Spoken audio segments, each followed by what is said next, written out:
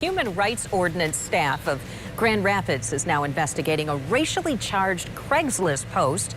The author of the post put up an address asking about a group of people hanging outside of a home in Alger Heights, referring to them with racial slurs, including the N-word. The author also warned to keep guns close because there will likely be break-ins to follow. News 8's Whitney Burney spoke with the family who was targeted in the post and the NAACP, who fears incidents like this are becoming more frequent during the pandemic. The family victimized by that Craigslist post says that they had multiple friends and family members dropping by last week as they were mourning the loss of their 17-year-old daughter, Denajié Gardner, who passed in a car wreck. They say the thought of a neighbor speaking of them that way is disgusting and cruel. At a home near Alger Middle School in Grand Rapids, wilted flowers and photos show just a fraction of a mother's love. She knew that I was there for her. She knew that I cared about her.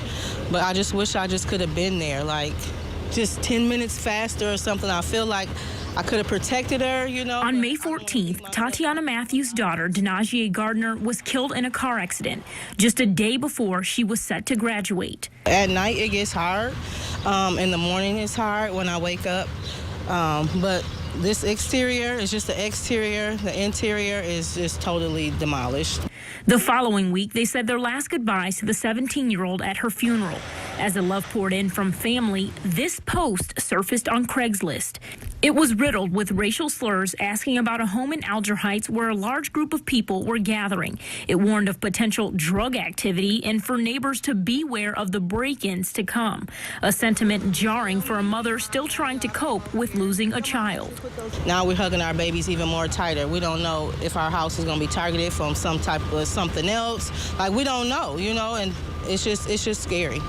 Clee Jackson with the NAACP here in Grand Rapids says he wasn't surprised to hear of this incident. He says over the last few months, they've gotten multiple reports of racially charged incidents throughout the city, including several complaints of preferential treatment for white patrons at a Grand Rapids post office. I think what this pandemic has done is that it has amplified where we really are as not only a community here, but as a country in terms of race relations. The Human Rights Ordinance staff of Grand Rapids is now investigating the Craigslist post to determine if the author broke any laws.